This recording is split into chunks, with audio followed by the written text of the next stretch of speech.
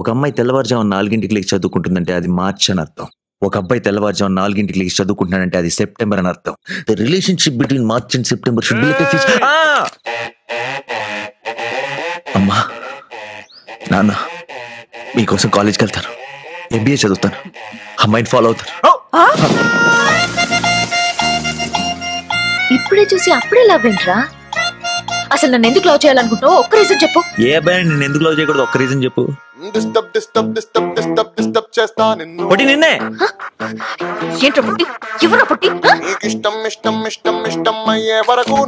వాడు నేను లవ్ లో పడేదాకా డిస్టర్బ్ చేస్తానన్నాడు. నిన్ను లవ్ లో పడేసేవాడేమట్రా?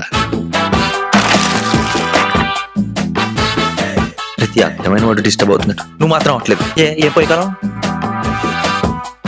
అన్నయ్య గారు, మీ అమ్మాయి చాలా అందంగా ఉంటుందని బయట మంచి టాక్ ఉంది. ఇదెక్కడ దిక్కుమాలిన ఫ్యామిలీ రా బాబు, మొత్తం ఒకేలా ఉన్నారు. వీడు మామూలుడు కాదే, జండు బాబు కూడా తలనొప్పి తెప్పించే రకం వీడు. మన బ్యాచ్ లో లవ్ స్టోరీలు, చేజింగ్లు, పోలీస్ స్టేషన్ లేవని తెగ ఫీల్ అయిపోతున్నా. ఇంకా బాబు గారి లవ్ స్టోరీ మినిమం 4 ఏళ్ళు మాట్లాడుకోవాలి. తదాస్తు.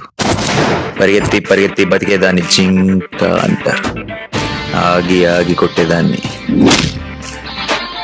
కూలీ అంటారు. ఎవరు క్లాస్ కొట్టరే? బాబును మొదలటమా? Side, side, side, please. We are the local. Side, side, side, please. We are the local. ఏంటి దీనికి ఎంత షాక్ అయిపోతున్నావు? నెక్స్ట్ సీన్ చూడు, మంచి క్రేజీగా ఉంటుంది.